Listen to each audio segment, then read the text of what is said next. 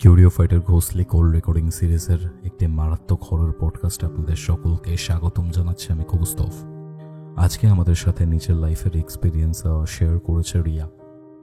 ঘটনাটা হাবড়ার 1985 সাল থেকে তাদের ফ্যামিলিতে এমন পৈশাচিক কিছু ঘটনা ঘটে যেটা খুবই ভয়ের, এবং তার সাথে সাথে এই ঘটনার সাথে জড়িয়ে রয়েছে বেশ কয়েকটি মৃত্যু, অস্বাভাবিক মৃত্যু। ঘটনাটা শেষ অবধি শুনুন এবং কমেন্ট করে জানান আজকের এই ঘোষলি কল রেকর্ডিং আপনাদের কেমন লাগলো। এবং হ্যাঁ, আপনারাও যদি আমার সাথে এরকমই একটা ঘোষলি কল রেকর্ডিং শেয়ার করতে চান, এরকমই একটা ঘটনা শেয়ার করতে চান, তাহলে যোগাযোগ করুন ইনস্টাগ্রামে, অথবা আমাকে ইমেল করতে পারেন curiofite@gmail.com এই ইমেল আইডিতে। আমাকে যোগাযোগ করার প্রত্যেকটা ডিটেলস আপনারা ডিসক্রিপশন বক্সে পেয়ে যাবেন। আপনাদের যদি কোনো স্পিরিচুয়াল হেল্প লাগে সেই জন্য আমার সাথে যোগাযোগ করতে পারেন। তাহলে চলুন শুনে নেওয়া যাক কিউরিও ফাইটের ঘোষলি কল রেকর্ডিং সিরিজের সানডে স্পেশাল মারাত্মক একটি হরর পডকাস্ট। ঘড়িতে বেলা 3টে, রবিবার।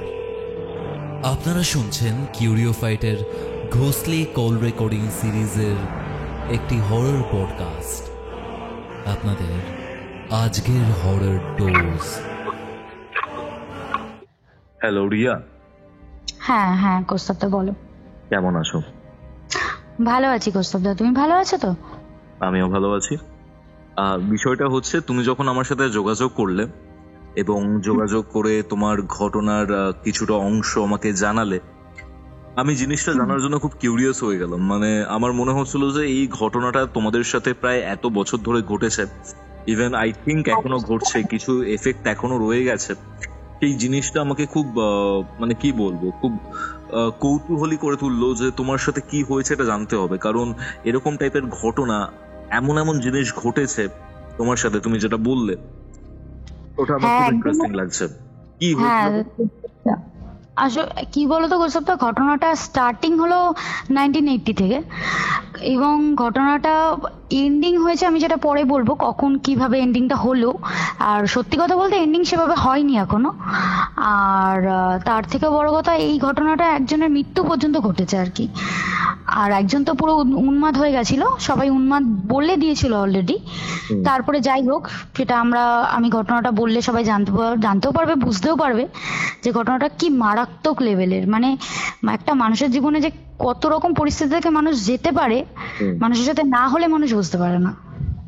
আচ্ছা, কি হয়েছিল বলো তো, শুরু থেকে শুরু করো। আচ্ছা, আমি স্টার্টিং করছি আমার দাদু থেকে। আমার দাদু তো গভর্নমেন্ট অফিসার। তো আমি যখন এর কথা বলছি তখন এত বৈদ্যুতিক লাইন ছিল না, লাইন ছিলই না বলতে গেলে, ঠিক আছে। আর তোমার আমরা হাবড়া বাণীপুরেই থাকতাম।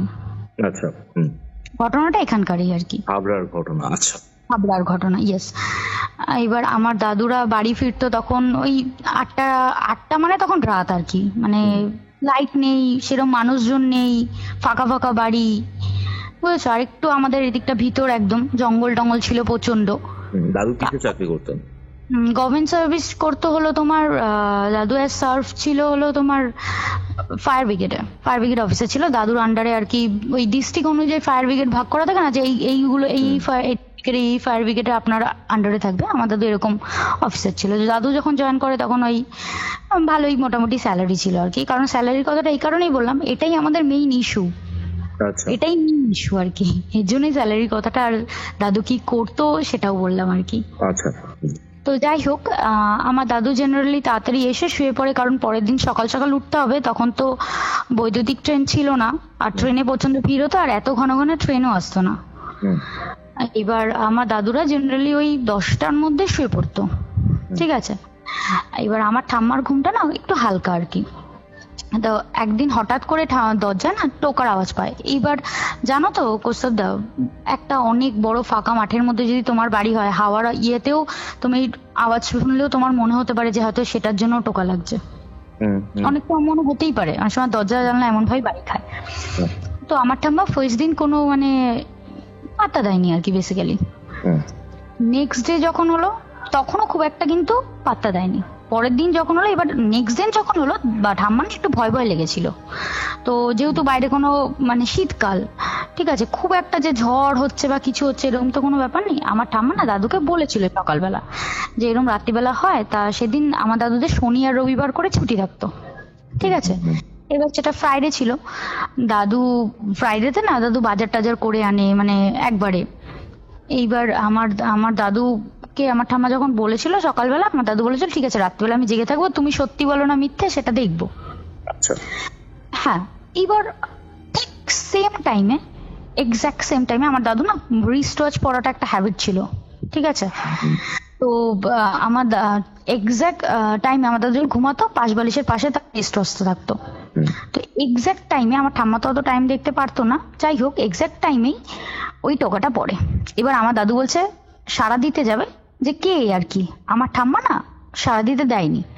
এবার দাদুর যে বাবা আর কি, মানে আমার ঠাম্মার শ্বশুরের গলায় কেউ আমার দাদুর নাম কালী প্রসন্ন ছিল, আমার দাদুর নাম ধরে ডেকেছে, একবারই ডেকেছে কিন্তু। হ্যাঁ, এইবার আমি বলে রাখি আমার দাদুর যে বাবা মানে আমার ঠাম্মার শ্বশুর শাশুড়ি, আমার দাদুরা 2 ভাই, 6 মাস থাকতো ওই ভাইয়ের কাছে, 6 মাস থাকতো এই ভাইয়ের কাছে, ঠিক আছে।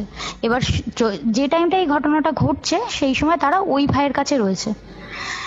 আমার দাদু ভেবেছে কি হয়তো কোনো প্রবলেম হয়েছে কারোর, সেই জন্য ডাকতে এসেছে। আমার দাদু উঠে দরজা খুলতে হবে, আমার ঠাম্মা তখন বললো কি 1 সেকেন্ড ওয়েট করে যাও, আরেকবার যদি ডাকে তবেই দরজাটা খুলবে। আর কিন্তু কোনো প্রস্তাব দেওয়া, তোমাকে আমি কি বলবো, আর কিন্তু কোনো ডাক আসেনি, এই একটাই ডাক এসছে, ঠিক আছে। যতটা দরজা খোলা হয়নি, আমার দাদু কি করেছে ভোরবেলা মানে সারা রাত আর ঘুমাতে পারেনি, যে কিছু হয়তো হয়েছে, আবার ঠাম্মার উপর রাগারাগিও করেছে ঠাম্মা দরজা খুলতে দেয়নি বলে। তো ভোরবেলা উঠে তাড়াতাড়ি করে, ওই বাড়িটা আমাদের বাড়ির থেকে এমন কিছু দূরত্বে নয়, তো গেছে। এবার ওখানে জেনারেলি সবাই ঘুমাচ্ছে, সব ঠিক। আমার দাদু তাড়াতাড়ি করে দরজা করে ডেকেছে, বলছে না আমরা তো যাইনি কেউ। এই কোস্তবটা শুরু, আচ্ছা, এটা হলো শুরু, মানে এটা যে শুরু সেটা তখন কেউই বুঝতে পারেনি, আচ্ছা, এটা পরে কানেক্ট করা হয়েছে, বুঝতে পেরেছো। এইবার আমার দাদু না ভালো ছিল, সব ঠিকঠাক, আর কিন্তু কোনো কিছু নেই এর মধ্যে, সিন নেই আর কোনো। এবার আস্তে আস্তে আস্তে আস্তে আমার দাদুর শরীরটা খারাপ হতে থাকে। এ ঠিক এক্সাক্ট কত মাস বাদে আমি ঠিক করে বলতে পারবো না, কারণ এটা তুমি বুঝতেই পারছো দাদা অনেকদিন আগের ঘটনা, আর আমি এই সময় জন্মাইনি, তো আমি এত ডিটেলসে জানি না। আমি যেটুকু জানি আমি সেটুকুই বলছি, কারণ আমার ঠাম্মার কাছ থেকে শোনা। তো আমার দাদু, আমাদের ল্যাট্রিন না তখন কল ঘর বলতো আর কি, ল্যাট্রিনটা না একদম বাড়ির শেষ সীমানায় থাকতো, বুঝতে পেরেছো। এবার আর তখন ল্যাম্পো নিয়ে যেত, ল্যাম্পো আগের কালে হতো না, ল্যাম্পো একরকম জিনিস, ল্যাম্পো টেবিল ল্যাম্পো, তো ল্যাম্পো নিয়ে আমার দাদু ল্যাট্রিনে গেছে। এবার আমার দাদুর হ্যাবিট কি বলতো, সে শীত গ্রীষ্ম বর্ষা যখনই ল্যাট্রিনে যেত পুরো মানে অ্যাটলিস্ট কোমর থেকে পা পর্যন্ত স্নান করে আসতো, নাহলে পুরোই স্নান করে আসতো, ঠিক আছে। এবার আমার দাদু যখন ল্যাট্রিন থেকে বেরায় একটা হাসির আওয়াজ শোনে আমার দাদু। হাসির আওয়াজটা শোনার পরে আমার দাদু মনে ভুল বলে মানে চলে আসে, এবং আমার দাদু কিন্তু লিটারালি স্নান, এতটাই সাহসী ছিল কোস্তাদা, ভাবো ওইরকম হাসির আওয়াজ শুনলে হয়তো আমরা পালিয়ে চলে আসবো, আমার দাদু ওখানে স্নান করে ঘরে এসছে। এসে আমার ঠাম্মাকে কিন্তু কিচ্ছু বলেনি, রাতে ভাত খেয়েছে। এটা সব থেকে বড় ভুল হয়ে গেছিল, আমি তোমাকে পরে বলবো মানে কেন হয়েছিল, তুমি জানতে পারবে। ভাত খাওয়াটা মানে কিছু না খেলে বেটার হতো আর কি, বুঝেছো।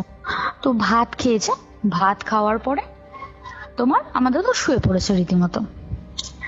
তা দাদু পরের দিন অফিসেও গেছে। এইবার কিছুদিন বাদ থেকে না আমার দাদুর না হঠাৎ করে মাথা যন্ত্রণা, কোমরে ব্যথা, মানে বিভিন্ন প্রবলেম শুরু। আমার দাদু কিন্তু একজন ফিট মানুষ, আমি বলি সকালবেলা অনেক ভোরে উঠতো, আমার ঠাম্মার যা কষ্ট হবে বলে, আমার ঠাম্মা একটু শৌখিন মানুষ আর কি, বড় আমার দাদু কিন্তু কাজ টাজ করে রাখতো, কুয়ো থেকে জল তোলা, মানে যা হোক মানে ওয়াইফ এর হেল্প করতো, ঠিক আছে জেনারেলি। হ্যাঁ, আমার দাদু সেখানে সেই মানুষটা বিছানায় পুরো পড়ে গেল আস্তে আস্তে, এমন হলো মানে আজকে এটা কালকে এটা পরশু সেটা, বিছানায় পড়ে গেল। আমার দাদুর কিন্তু তখন রিটায়ারমেন্ট হওয়ার অনেক দেরি, ঠিক আছে, বিছানায় পড়ে গেল। তারপর আমার দাদু আস্তে আস্তে হলো কথাও আর বলতে পারতো না, মানে কথা জড়িয়ে যাচ্ছিল। Okay. তখন এত না দাদা, এত ফরওয়ার্ড ছিল না মানুষ যে কিছু একটু হলেই ডাক্তারের কাছে। সবাই আগে ওই আয়ুর্বেদিক প্রক্রিয়াটা ব্যবহার করতো, তারপরে হোমিওপ্যাথি, তারপরে কিন্তু অ্যালোপ্যাথির চিন্তাটা তখন মানুষের মাথায় অতটা থাকতোই না। ঠিক আছে, তো আমার দাদুকে হোমিওপ্যাথিক দেখানো হচ্ছিল, কোনোটাই কিছু হচ্ছিল না, কোস্তাবদা কিছু হচ্ছিল না। লাস্ট আমার দাদুকে হসপিটালে অ্যাডমিট করালো, আমাদের হাবড়া স্টেট জেনারেল হসপিটাল, তখন নার্স, তো ওখানে অ্যাডমিট করানো হলো। ওখান থেকে বললো যে দাদু একটা মিনি স্ট্রোক হয়েছে, বুঝেছো, যেটা আমরা বুঝতে পারিনি, যার ফলে কি হয়েছে দাদুর ব্রেনে এফেক্ট হয়েছে। এবং এই মানুষকে কখনো চিনতে পারবে, কখনো চিনতে পারবে না, ইয়াদাস চলে গেছে, মানে স্মৃতি সব চলে গেছে, কখনো কখনো আসবে, কখনো কখনো আসবে না। ঠিক আছে, এবার জেনারেলি আমাদের মানে বাড়িতে ইনকাম করতো বলতে আমার দাদু, আর কিন্তু কেউ না। তখন আমার বাবাও করে না, আমার বাবা বাড়ির বড় ছেলে, আমার কাকাও খুব একটা বড় না, আমার পিসি আছে, 2 পিসি, আমার পিসিরা বাবার থেকে বড়। যাই হোক, এইবার পিসিদের বিয়ে হয়ে গেছিল। তো আমি, আমার বাবা তখন পড়াশুনো করে, বাধ্য হয়ে আমার বাবা একটা দোকান দেয়, ঘরে সংসার তো চালাতে হবে। আর দাদুর ওখান থেকে, যেহেতু দাদু অফিসে যেত না, একটা আসতো, মানে স্যালারি না হলেও একটা আসতো আর কি টাকা। যাই হোক, এবার কি হয়েছে, আমার দাদু না মানুষকে মনে থাকতো না। হ্যাঁ, মানুষকে মনে থাকতো না। আর এটা হওয়ার মানে আমরা যেদিন জানতে পারি যে দাদুর এরকম স্ট্রোক হয়েছে, দাদু তারপর দিয়ে বিছানা হয়ে গেছে, দাদু কিন্তু তাও হাঁটতে চলতে দাদা পারতো ওষুধ খাওয়ার পরে, কিন্তু হঠাৎ করে একদিন অজ্ঞান হয়ে পড়ে গেল, তারপর থেকে কিন্তু প্যারালাইসিস হয়ে গেল আমার দাদু। প্যারালাইসিস হয়ে গেল পুরোপুরি? প্যারালাইসিস, হ্যাঁ, মনে তো রাখতে পারতোই না, এবার প্যারালাইসিস হয়ে গেল। মানে তুমি ভাবো মানুষটাকে কিভাবে আষ্টে পিষ্টে ধরেছে। আমরা কিন্তু দাদা তখনও কিচ্ছু জানি না যে এইটার পিছনে অন্য কোনো কিছু আছে। ঠিক আছে, তো কারণ মাথায় না ফট করে আসে না। আর তুমি বলবে যে অতদিন আগে তো ঝাড়ফুঁক আগে কোথায়, হ্যাঁ ঝাড়ফুঁক করেছে, মানে নর্মাল ঝাড়া টাড়া যা হয় আশেপাশের লোকতে, কিন্তু এত দূর ভাবেনি কেউই দাদা। এইবার তোমার আমাদের বাড়িতে না দাদা খুব পুজো হতো, আমি বলে রাখি, আমাদের বাড়িতে না কুচকাচ প্রচন্ড পুজো হতো, কিন্তু দাদু এরকম অসুস্থতার কারণে সব পুজোই আর কি বন্ধ, বাড়ির কারোরই মন মানসিকতা ভালো নেই, তো পুজো সব মোটামুটি বন্ধ। এমনি ঠাম্মা ঘরে সন্ধ্যাবাতি পুজো দেয়, ওইটুকুই। আমার দাদু হঠাৎ করে, বলা যে মানুষটা মনে রাখতে পারে না, সকালবেলা আমার ঠাম্মা খাওয়াচ্ছে, খাইয়ে দিতে হতো, বলছে কি আমাকে না ও ডাকে, ও না আমাকে নিয়ে যাবে। এবার আমার ঠাম্মা না সিরিয়াসলি নেয়নি। কেন সিরিয়াসলি নেয়নি? কারণ কৌশবদা, একটা মানুষ, যে মানুষ ঠিকঠাক করে কিছু মনে রাখতে পারেই না, মানে সে কতটা কি বলছে তাই জন্য সিরিয়াসলি নেয়নি, বুঝেছি। এইবার এই কথাটা যখন 2 দিন 3 দিন বললো, আমার ঠাম্মা না কোথাও একটা খটকা লেগেছে, বুঝেছো। এইবার আমার ঠাম্মা আমাদের যে বাড়ির পুরোহিত, মানে একটাই পুরোহিত ছিল যে আমাদের বাড়িতে সব পুজো আচ্ছা করতো আর কি, সেই পুরোহিত, আমি পুরোহিতের নামটা বলছি, সন্তোষ দাদুকে খবর দেয়, আমার দাদুরই বন্ধু ছিল আর কি। সন্তোষ দাদুকে খবর দেয় যে দেখো তোমার দাদা এরম করছে, এরম বলছে, কান্নাকাটি, আমার ঠাম্মা কান্নাকাটি করে, তো তিনি আসে এবং তিনি তার গুরুদেবকেও সাথে করে নিয়ে এসেছিল। ঠিক আছে, তো তার গুরুদেব বলতে তিনি যার কাছ দিয়ে ওই দীক্ষা নিয়েছিল, ঠিক আছে, তিনি কিন্তু ওই পুজো করতো, কিন্তু ওই খুচকাচ কোমরে ব্যথার জন্য ওই তেল পোড়া এগুলো দিত আর কি, বুঝেছো। তো নিয়ে এসছে, তো তিনি কি করলো, আমাদের বাড়ির চারদিক আগে ঘুরেছে নাকি, ঘোরার পরে আমাদের বাড়ি একটু মাটি নিয়ে গেছিল, পরে মঙ্গলবার নিয়ে গেছে, শনিবার দিন তারা আবার এসছে, এসে আমার ঠাম্মাকে বলছে যে দেখ মা, আমি আর কিছু করতে পারবো না, কিছু করার নেই এখানে, আর কিছু করার নেই, ওকে আর বাঁচানো তো যাবে না, তবে তোর বাড়িটা রক্ষা করতে হবে। আচ্ছা মা, তোর বাড়ির কি কোনো ফলন হওয়া গাছ নষ্ট হয়ে গেছে বা এরকম কোনো ঘটনা আছে, কিছু নষ্ট হয়ে গেছে হঠাৎ করে? বলছে দেখুন ঠাকুরমশাই, আমাদের দুধ, মানে তখন আমাদের বাড়িতে ছাগল ছিল, বুঝেছো দাদা, ছাগল মারা গেছিল আমাদের, বুঝেছো, দাদুর এই ঘটনা হওয়ার আগেই।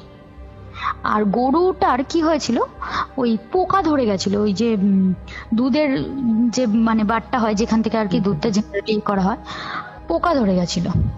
তারপর আর আমাদের একটা গাছ ছিল, ওই বড় বড় আমগুলো হয় না, বড় বড় আমগুলো হয় না দাদা, ওই যে হিমসাগর না, ঠিক বড় বড় আম হয়, মিষ্টি হয়, ঠিক নামটা মনে পড়ছে না, ওই একটা আম গাছ ছিল।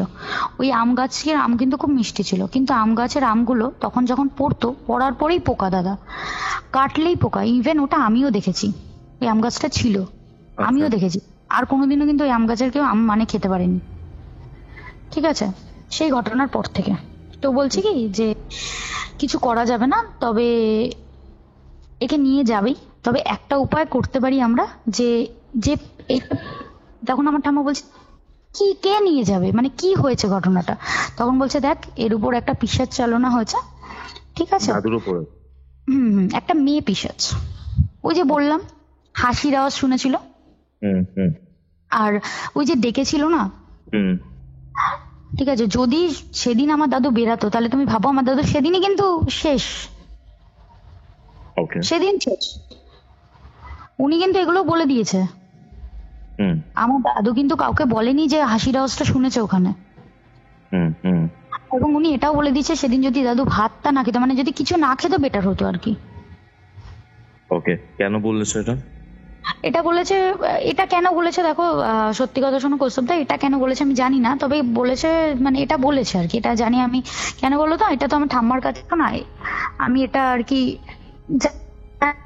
না খেলে বেটার হতো, হয়তো কোনোভাবে দৃষ্টি বা দিয়েছে, বা হয়তো দাদুর ভিতরে সেই স্মৃতি ছিল, এরকম কিছু একটা হবে।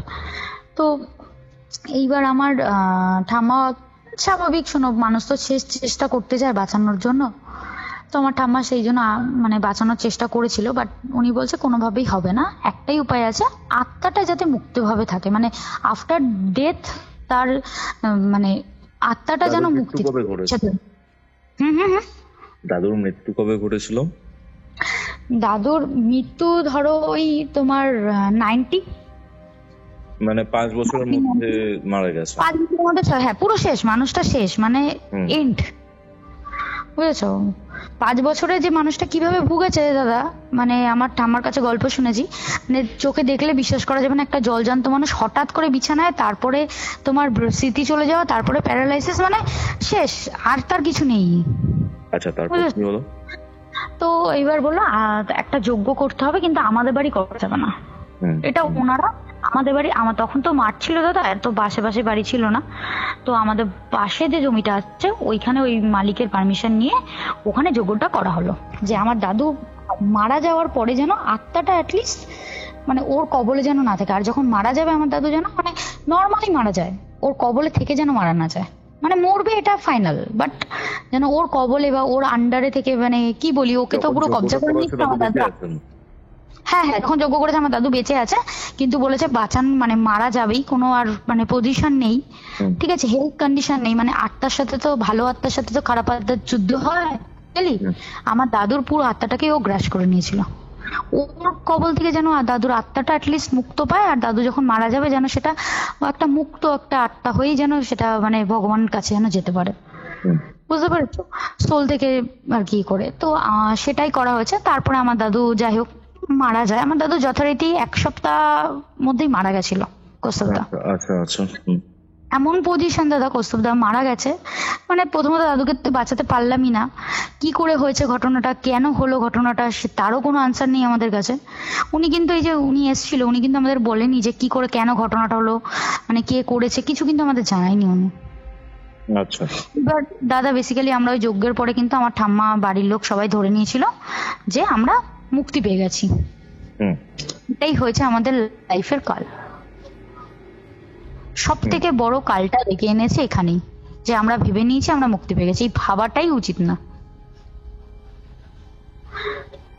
আমার আমার দাদু যেহেতু অসুস্থ ছিল, আমার বাবা তো তোমার বিজনেস জয়েন করলো, আমার কাকা ইংলিশে মানে এমএ কমপ্লিট করেছে, ঠিক আছে, আচ্ছা, হ্যাঁ, আর আমার বাবা ম্যাথের স্টুডেন্ট ছিল, নর্মাল বিএটা মানে বিএসসিটা করেছে, তারপরে আর করেনি, আমার মানে সম্ভব হয়নি আর কি, যেহেতু সংসারের ভার দায়িত্ব নিতে হয়েছিল।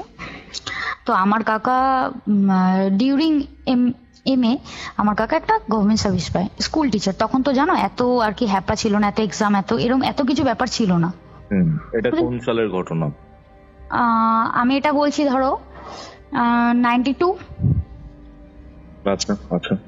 আমি এটা 92 বলছি, বুঝেছো? আমার কাকা স্কুলে চাকরি পায়।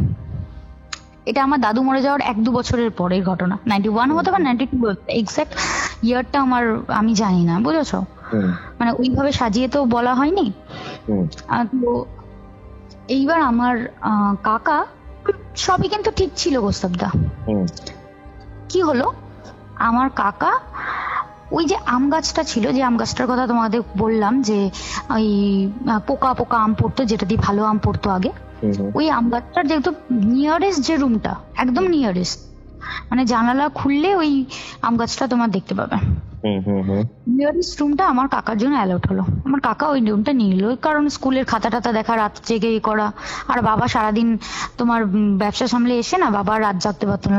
আর তখন কিন্তু আমি যখন কথা বলছি তখন বৈদ্যুতিক লাইট চলে এসছে, ঠিক আছে?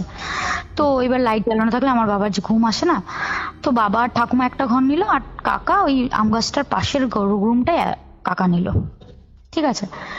এবার আমার কাকা না আজ দিনে দিনে দিনে দিনে খুব বদমেজাজি হতে শুরু করলো। মানে জেনারেল একটা সাধারণ কথা, আমার কাকা বাড়িতে অনেক টিউশনই পড়াতো, তাদের পড়াতে বসতো দাদা, ওই যে কুড়োল হয় না, কুড়োল, মাটি কোপায় কুড়োল, তারপরে তোমার ওই যে ঘাস কাটে, ওগুলোকে কি বলে, ওই ওগুলো মানে ঘাস কাটার ওইগুলো নিয়ে, ছুরি নিয়ে পড়াতে বসতো। তুমি বলো একটা মানুষ পড়াতে বসলে কি নিয়ে বসে? স্কেল নাহলে লাঠি। আমরা তাই দেখেছি এবং আমরা পড়ালেও তাই করি। তো আমার কাকা ওগুলো নিয়ে বসা শুরু করলো। আস্তে আস্তে টিউশনি পড়ানো বন্ধ হয়ে গেল। কেউ কারোর বাচ্চা পাঠাতে চায় বলো, ওরকম জিনিস নিয়ে পড়াতে বসলে আমার কাকা কথা কথা রেগে যাচ্ছে, কথা কথা একে মারতে যাচ্ছে, ওকে মারতে যাচ্ছে। স্কুলে গন্ডগোল করলো, স্কুলের চাকরিটা ছেড়ে দিল, ঠিক আছে? চাকরিটা ছেড়ে দিল 1 বছরের মধ্যে। ধরো 92-তে জয়েন করেছিল, 93-তে আমার কাকা কিন্তু চাকরি ছেড়ে দিয়েছে, ঠিক আছে? ঘটনা দাদা যখন ওই রুমটাতে আমার কাকা থাকতো না, তখন কিন্তু আমার কাকার দিব্যি সব ঠিক ছিল, আমার দাদু মরে যাওয়ার পরেও। এই ঘটনাগুলো কিন্তু ঘটছে ওই রুমটাতে থাকার পরে, ঠিক আছে? আর দাদু যখন ছিল তখন ওই রুমটাতে জিনিসপত্র রাখা হতো, মানে ইউজ হতো না। 4 জন একটা রুমেই থাকতো, যেহেতু পিসিদের বিয়ে হয়ে গেছিল। এইবার কি হয়েছে, আমার কাকা আস্তে আস্তে আস্তে আস্তে নিজেকে এমন পজিশনে চলে আসলো, ঘর বন্দি করে নিল। আর ঘরে যে আলো, মানে তখন বাল্ব চলতো 100 ওয়াটের দাদা, খুব খুব বাল্ব চলতো, বুঝেছো? ওই 100 বাল্বের লাইন যেটা দিয়ে আসছে কেটে দিল। দাদা তোমাকে আমি কি বলবো, আমার কাকা 2008 পর্যন্ত ওই ঘরে আটকা ছিল, 1993 থেকে 2000 ঘর থেকে বেরোতো না? বেরোতো শুধু ল্যাট্রিনে যাওয়ার জন্য। ওই যে পুরোনো টয়লেটটা, যেটা দাদুর সময় বানানো হয়েছিল, ঠিক আছে, ওটাই ইউজ করতো। আমাদের সাথে মানে আমার মার, তার মধ্যে আমার বাবার বিয়ে হয়, অনেক ইনসিডেন্ট ঘটে। আমার কাকার কিন্তু এর মধ্যে কোনো যোগদান নেই। আমার মাকে তো দেখতেই পেতো না। আমার মা না খুব ঠাকুরের নাম করে, মানে ধরো উঠোন ঝাড় দিচ্ছে, ঠিক আছে, আমাদের বাড়িতে অনেক বড় উঠোন দাদা, মাই ঝাড় দেয়। হ্যাঁ আমার কাকা, না আমার কাকা কিন্তু মারা যায়নি, কাকাকে আমরা বাঁচাতে পেরেছিলাম কৌস্তবদা। মানে বাট 2008 অবধি পুরো লকড আপ অবস্থায় ছিল। হ্যাঁ মানে ওই সবাই কি বলতো যে আমার কাকা একটা অর্ধ পাগল লোক একদম। আর তুমি যদি সেই পজিশনে থাকতে দাদা, আমার কাকাকে যদি সেই টাইমে দেখতে, তুমিও বলতে যে হ্যাঁ ইনি একজন অর্ধ পাগল লোক। এরা ঠিক কথা বলছে। আমি বলছি কেন এই কথাটা বলছে, শুনলে তুমি বুঝতে পারবে। আমার কাকা রাত্রি হলে কুকুরের ডাক দিত, ঠিক আছে, শেয়ালের ডাক দিত, হঠাৎ করে বিড়ালের মতো ডাকতো। আর রাত্রিবেলা কিন্তু দাদা আমার কাকা কিন্তু কিছু খেত না, কোনো দিনই রাত্রিবেলা কিছু খেত না। আমার কাকা কিন্তু একবেলা খেত, সকালবেলা চা বিস্কুট কাকা হালকা করে দরজাটা খুলতো, ঠাম্মা দিয়ে আসতো, আর দুপুরবেলা ভাতের সাথে কিছু তরকারি করে দিয়ে আসতো, ব্যাস। ওই আমার কাকা কিন্তু আমার কাকা স্নান করতো কখন যায় না দাদা, রাত্রিবেলা মানে সন্ধ্যেবেলায়, ভর সন্ধ্যেবেলায় আমার কাকা স্নান করতো। ভর সন্ধ্যেবেলায়। কাকার ঘরে কোনো ঠাকুর ছিল না, কিন্তু কাকার প্রত্যেক মাসে ধূপকাঠির প্যাকেট লাগতো, কাকা ধূপকাঠি ধরাতো। এখানে আবার একটা এই ব্যাপারটা আছে, ঠিক আছে? হ্যাঁ, আমার কাকা হাতে একটা ঘা, মানে ছোট একটা ফুসকুড়ি মতো হয়েছিল, ঠিক আছে? ওই ফুসকুড়িটা থেকে বা হাতটা পুরো ঘা হয়ে গেল। আচ্ছা। এবং ওটা আমার কাকা যন্ত্রণায় কাটতো না কিসের জন্য কাটতো আমি জানি না দাদা, আমি কিন্তু কাটতে দেখেছি। আমাদের কাকা ওটা ব্লেড দিয়ে কাটতো, রক্ত পড়তো, মানে কি বলবো, এই ঘাটা যদি তুমি দেখতে, তুমি বলতে নির্ঘাত ক্যান্সার হয়ে গেছে। আর আমি শুনেছি এই কথা যে পিশাচ টিচার এসব ধরলে নাকি তারা খুব নোংরা নোংরা থাকতে পছন্দ করে। আর খেতে দেওয়া হতো, আমার কাকাকে খেতে দেওয়া হতো, তো আমার কাকা সেই মাছের কাঁটাগুলো তার দিত। কিন্তু দাদা কি করতো? ঘরে রেখে দিত, মানে ওয়েস্টবিনটা ঘরটাই ছিল ওয়েস্টবিন। আচ্ছা। সে গন্ধ হয়ে যেত, এবং কারোর মানে কেউ যদি চাইতো যে আমি পরিষ্কার করি, কাকা ধরো করছে না, কাকা আমরা মানলাম কাকা পাগল, কাকার ব্রেনেও তো কাজ করে না, কিন্তু তাকে আর বাড়তে চলে আসতো। এরকমও হয়েছে, মানে আমি তো বলি এটা, আমার ঠাকুমার মানে একবার আমার ঠাম্মা জোর করে ঢুকে পরিষ্কার করে দিয়েছিল, বিছানার চাদর সেই তিল কেষ্টে মানে হয়ে গেছে একদম, অনেকদিন না কাটতে নোংরা থাকতে থাকতে যা হয়, কোনোটাই কিছু করতো না, কাঁচা জিনিস তো পড়তোই না। আমার ঠাম্মা জোর করে ঢুকে সব পরিষ্কার করেছে বলে একটা মানে কমন দরজা থাকতো আগের কালে, দেখবা ঘরের মধ্যে ঘরের একটা দরজা থাকতো, একটা কানেক্টিং দরজা আর কি, আলাদা দরজা আছে বাট একটা কানেক্টিং দরজাও ছিল আর কি। আচ্ছা। ওই দরজাটার না কাকার দিকেই সিটকেনি, মানে কাকা খুলেই ঢুকতে পারবে। তারপরে খুলে এসে মাঝরাতে আমার ঠাম্মাকে মারতে গেছিল। এবার আমার বাবা পাশের খাটে শোয়া ছিল, ওই ছোট ছোট তখন চৌকি মতো খাট হতো, সেই খাটগুলো ছিল আর কি, আলাদা আলাদা খাট। আমার বাবা দেখে তাড়াতাড়ি করে ওকে টেনে ঘরে টরে নিয়ে গেছে, ঠিক আছে? এইবার আমার ঠাম্মা, আমাদের পাশে একটা মনসা বাড়ি আছে, সেই মনসা বাড়িতে না মা মানে যে পূজারি তিনি ঘরে পড়ে, আমার ঠাম্মা ওখানে শুনতে গেছে। তখন উনি বলেছে যে উনি নাকি বলেছে যে তোর ছেলেকে তো পিশাচে পেয়েছে, ঠিক আছে? আমার মানে ছেলেকেও পিশাচে পেয়েছে? হ্যাঁ হ্যাঁ হ্যাঁ, ছেলেকে বিষয়, মানে আমার ঠাম্মা গেছে, তো ঠাম্মাকে বলছে যে তোর ছেলেকে, মানে এই ঘটনাটা ঠাম্মাকে যখন মারতে যায়, এই ঘটনাটা ঘটার পরে আমার ঠাম্মা আর কি ওখানে গেছে, বলছে তোর ছেলেকে তো পিশাচে পেয়েছে, আমার কাছে কিছু হবে না। ওনার কাছে কিন্তু দাদা সবাই মোটামুটি যায়, আমাদের এলাকায় মানে পরিচিত যারা আছে, মানে খুচ কাজ, হাওয়া লাগা, ইয়ে লাগা, ওগুলো কিন্তু সলভ হয়ে যায় ওনার কাছে। কিন্তু উনি বলে দিয়েছে যে না, এটা আমার কাছে হবে না, তুই অন্য জায়গায় যা, আমি তোকে একটা ঘটের মানে মায়ের ঘটের জল দিচ্ছি, তুই সারা বাড়ি ছিটিয়ে দিবি। দাদা ওই জল মানে কাকার ঘরে তো ছেটানোর মতো আমাদের পরিস্থিতি ছিল না, যেহেতু কেউই ঢুকতে পারতো না কাকার ঘরে, ওটা ঘরের চারিদিক দিয়ে ছিটিয়ে দেওয়া হয়েছিল। আমার কাকা সারা রাত খিস্তি দিয়েছে, সে অসাধ্য ভাষায় গালাগালি করেছে। আচ্ছা। তার মাকে, কিন্তু নিজের মাকে। এই ঘটনাটা হ্যাঁ হ্যাঁ ওই ঠিক আছে, এই ঘটনাটা ঘটার পরে আমার ঠাম্মা শিওর হয়ে যায়, কিন্তু আমার ঠাম্মা যে অন্য কারোর কাছে যাবে, আর যে পূজারি আমার দাদুর বেলা হেল্প করেছিল তিনি ততদিনে মারা গেছেন, এবার আমার ঠাম্মা যে অন্য কারোর কাছে যাবে সেটার মানে কোনো মানে সম্ভব ছিল না, কারণ কেউ ছিল না, একটা তো মানুষ থাকবে। আমার ঠাম্মার তখন যথেষ্ট এজ, আমার ঠাম্মার এবার কে নিয়ে যাবে? আমার বাবার তখনও বিয়ে করেনি, আমার বাবাকে বলা হলো, আমার ঠাম্মা বললো, আমার বাবা বিশ্বাস করলো না। আমার বাবা এমনি এসব ঠাকুর দেবতা মানে না, ভণ্ড ভণ্ড বলে, আমার বাবা বিশ্বাস করলো। আমার পিসিদের তখন বিয়ে হয়ে গেছে, যে পিসিদের সাথে যাবে, মানে কোনো উপায় ছিল না আমার ঠাম্মার। আমার ঠাম্মার দাঁতে দাঁত চেপে থাকতে থাকতে থাকতে থাকতে না দাদা অভ্যাসে পরিণত হয়েছে, যে প্রত্যেকদিন রাত্রিবেলা শোবে আমার কাকার গালাগালি শুনে।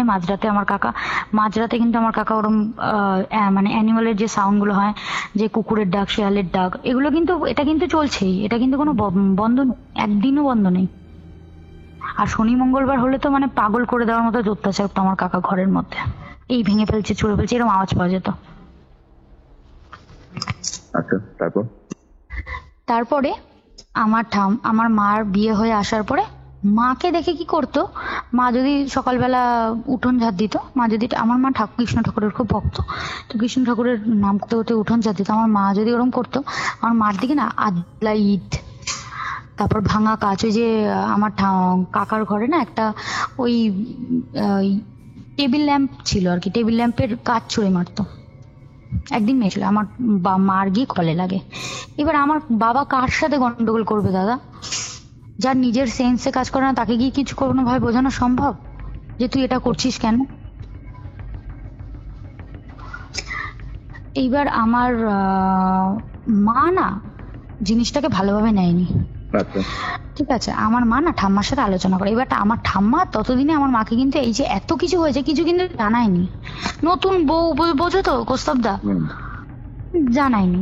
এবার আমার মাকে সব বলার পরে আমার মা বলে, মা আপনি আপনি করে বলতো, আগের কালে না আমার ঠাম্মাকে আপনি করে বলে যে মা আপনি বলুন কোথায় যাবেন, চলুন আমি আপনাকে নিয়ে যাব। আপনার ছেলে তো সবসময় বাড়ি থাকে না, ও বিশ্বাস করে না তো কি হয়েছে, আমি নিয়ে যাব। এবার দাদা জানো তো এসব কিছু করার জন্য একটা অ্যামাউন্ট লাগে, একটা টাকা লাগে। এবার আমার দাদুর পেনশনটা ততদিনে আমার ঠাম্মার হয়ে গেছে। আচ্ছা, তো পয়সারও আমাদের কোনো ব্যাপার ছিল না। আমার ঠাম্মা বললো আমি পয়সা দেবো, বৌমা তুমি আমাকে নিয়ে চলো। এখন আমার ঠাম্মা কি করলো, একটা তান্ত্রিক গোছের কারোর কাছে, দত্তপুকুরে একটা তান্ত্রিক গোছের কারোর কাছে গেছিল ঠাম্মা মা। আচ্ছা, হ্যাঁ, সে বাড়ি আসলো, বাড়ি এসে বলল যে ওই পিশাচটাকে নিষ্ক্রিয় করে দিয়েছিল, যে যে যজ্ঞটা করেছিল না দাদু মরে যাওয়ার সময়, যাতে দাদুর আত্মা আর কি অন্য কবল থেকে বেরিয়ে যায়, সেটা মানে কয়েকদিনের জন্য নিষ্ক্রিয় হয়েছিল। এবার আমার কাকা যখন ওই ঘরে গিয়ে থাকা শুরু করলো, ওটা আমার কাকার উপর হাবি হয়ে গেছে। মানে ও তো এসেছিল, দেখো দাদা, ও তো এসেছিল কাউকে একটা নিয়ে যাওয়ার জন্য, ওর সাথে ওর সাথী বানানোর জন্য বেসিক্যালি এসেছিল। আমার দাদুর বেলায় তো সেটা করতে পারলো না, কারণ সেটা যোগ্য করে তোমরা আটকে ছিলে যাতে রাইট একদম। দাদুকে ও কিন্তু রয়ে গেছে, আমার ঠাম্মা তো ভেবেছিল চলে গেছে, কিন্তু ও রয়ে গেছে। ইনফ্যাক্ট ওই গাছটাতেই থাকতো, যে গাছটা আমগুলো নষ্ট হয়ে গেছে, পোকা হয়ে পড়তো। উনি কি করলো, উনি বললো আমাদের বাড়িতে এসে যজ্ঞ করবে। ঠিক আছে দাদা, যেদিন যজ্ঞটা হলো বলেছে বাড়ির প্রত্যেকটা মেম্বার থাকতে হবে। এবার পিসিদের ফোন করা হলো, পিসিরা আসলো। মানে যেহেতু বাড়ির এরা তো দেখো এ তো বংশেরই মেয়ে না, তো পিসিরা আসলো। আমার বাবাকে ধরে বেঁধে পায়ে হাত পায়ে ধরে রাজি করানো হলো। আমার কাকা ঘরের মধ্যে, কাকা এসবের কিছু জানে না। যজ্ঞের দিন আমার কাকা ঘরের দরজা, এমনি সময় কিন্তু দাদা উনি কিন্তু সকালবেলা ঘর দিয়ে বেরাই না। তোমার কাকা তাই তো? হ্যাঁ, মানে বাথরুম করতো দাদা, বলতেও খারাপ লাগে, একটা বালতি থাকতো ঘরে, বালতিটার মধ্যে বাথরুম করতো, সকালবেলা বেরাবে না বলে। আর প্রত্যেকটা দরজা জানলা কিন্তু বন্ধ আমার কাকার। আর আমার কাকা কিন্তু এসব কিচ্ছু জানে না যে বাড়িতে এসব হচ্ছে। এইবার আমার কাকা হঠাৎ করে দরজা খুলে বেরিয়ে ওই যজ্ঞের ওই ইট দিয়ে আর কি যজ্ঞের ইয়েটা বানিয়েছিল, ওর মধ্যে জল ঢেলে দিল। জল বলতে কি, যেটা বাথরুম করতো মানে ওটা ঢেলে দিয়েছে আর কি, যজ্ঞ পণ্ড। আর বলছে ওনাকে তুই এখান থেকে চলে যা, নাহলে তোর শেষ। আচ্ছা, এইবার আমার স্বাভাবিক, উনিও ভয় পেয়ে গেছে, বাড়ির লোকও ভয় পেয়ে গেছে। এবার কোথাও একটা গিয়ে না আমার বাবার একটু বিলিভ হয়েছে, এই পুরো ব্যাপারটার মধ্যে সত্যতা থাকতেও পারে, তাই তো? হ্যাঁ, যে এরা এই যে মানে বিশ্বাস করছে, নাহলে আমার কাকা তো জানে না। আমার মা বলছে কি দেখো ও তো জানতো না, কোনোভাবেই তো জানতো না। যে মানুষটা দরজা খুলে বেরায় না, সকালে বেরায় না, যাকে খাবার দিত দাদা, ওই তোমাকে আমি কি বলি, কাঠের দরজা হতো, পাট পাট করে কাঠ পেটানো, নিচের কাঠটা না খুলে নিয়েছিল উনি, মানে ভেঙে নিয়ে এমন সিস্টেম করে দিয়েছিল, ওই নিচের কাঠটা খুলতো, আমরা খাবার দিতাম, উনি আবার কাঠটা আটকে দিত। আচ্ছা, বুঝতে পেরেছো? মানে যে মানে আলোটা মানে সেরকম দেখেই না, সে মানুষটা কি করে জানলো দাদা যে ওই দিন ওইখানে ওইভাবে যজ্ঞ হচ্ছে? কি করে জানলো বলো? সে তো জানে না। তারপরে আমার বাবা বলে কি তোমরা যা খুশি করো, আমাকে প্রয়োজন হলে বলবা। মানে আমার বাবা এর মধ্যে জড়াতে পারবে না, কিন্তু তোমরা যা খুশি করো, আমাকে প্রয়োজন হলে বলবা। ঠিক আছে। এইবার এই কথাটা শোনার পরে আমার আমার মা একটা বল পেলো যে হ্যাঁ কেউ তো অন্তত একটু সাথে আছে, এতদিন তো পাশে কাউকেই পাইনি। কি হলো, আস্তে আস্তে আস্তে আস্তে তোমার ওনাকে দিয়ে আর উনি আর করবে না বলে দিল, যে ইনি আর কি যোগ্য করতে এসেছিল, বাথরুম ফেলানো হলো যজ্ঞের ইয়ের মধ্যে। উনি বললো উনি আর যোগ্যটা করতে পারবে না, উনি আর যাবেই না, আসবেই না আমাদের বাড়ি, যেহেতু ওনাকে ওরম ভাবে হুমকি দিয়েছে, সেই জন্য হোক বা কোনো কারণে হোক উনি আর আসবে। যাই হোক, এর ওর কাছে বলা, এর ওর কাছে বলা, পাড়াগা তো দাদা, বিভিন্ন লোকে বিভিন্ন সলিউশন দিতে থাকলো। এর মধ্যে আমরা একজনের খবর পেলাম, তিনি আমাদের বনগাঁতে থাকে, বনগাঁতে বনগাঁতে থাকে। তারই এক শিষ্য হোক বা তার কাছ দিয়ে শেখে কুচকাচ। আমাদের এখানে বস্তি আছে দাদা, তেমন একটা জায়গায় রেল লাইন আর রোডের একদম মাঝামাঝি, ঠিক আছে। তো বস্তিতে ওই লোকটা থাকে, ওনার শিষ্যটা আর কি, আর মেইন লোক বনগাঁতে থাকে। তো উনি আমাদের বললো যে একটা অ্যামাউন্ট বললো দাদা, ভালো মোটা রকম অ্যামাউন্ট বললো, তা ওই অ্যামাউন্টটা দিতে হবে। উনি তাহলে এসে উনি ওনার চেষ্টা করবে, আর উনি ওনার যে মানে গুরুদেব যে আর কি বনগাঁতে থাকে তার কাছে নিয়ে যাবে, তখন ওনাকে জল পানির জন্য টাকা দিতে হবে, ঠিক আছে। এবার আমার বাবা শুনে না, অ্যামাউন্টটা শুনে আর এত কিছু শুনে না, বাবা বলছে কি দূর এইসব টাকা বাকা নিয়ে আর কিছু করবে না। আর কি বলতো, আমার বাবা তো বেসিক্যালি বিশ্বাস করে না। যাই হোক, এইবার ওখানে যাওয়া হলো দাদা। যাওয়া হওয়ার পরে উনি বলল যে হ্যাঁ ওটা আছে, তবে ওখানে একটা নেই দাদা, দুটো আছে।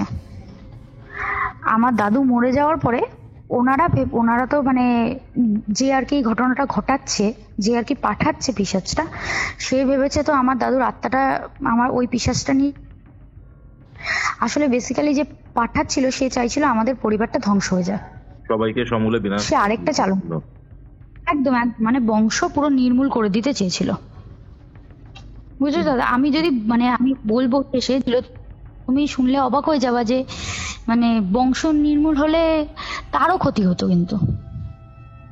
যাই হোক, তো এইবার আমার উনি বলছে দুটো পিশাচ। এইবার শুনে এতদিন ধরে তো সব জায়গায় শুনে এসছি আমরা একটা, ওনার কথা আমাদের বিশ্বাস হয়নি, বুঝেছো। যেহেতু সবাই একটাই কিন্তু বলেছে, মনসা বাড়ি বলো বা ওই আমাদের পুরুত ঠাকুর বলো, যেই বলুক সবাই কিন্তু একটাই বলেছে। লাস্ট যে এসে আমাদের যজ্ঞ করলো সেও কিন্তু একটাই বলেছিল দাদা, দুটো না আমরা বিশ্বাস করতে চাইনি। বলে না মানে যখন মানুষের বিপদ আসে সব দিক দিয়ে আসে। আমার ঠাম্মার বিশ্বাস হলো না, মারও বিশ্বাস হলো না, চলে আসলো। এইবার জিনিসগুলো না আরো বেড়ে গেল, ওই যে যজ্ঞটা পণ্ড হয়ে যাওয়ার পর থেকে জিনিসগুলো আরো বেড়ে গেল। আমার কাকা রাত্রিবেলা চালের উপর উঠে বসে থাকতো, টিনের চাল ছিল, অ্যাডভেস্টার ছিল, বুঝেছো। তখন ওই চালে উঠে বসে থাকতো, পাড়ার লোকজন ওই দেখেছে। তখন তো সবার বাড়ির বাথরুম বাইরে,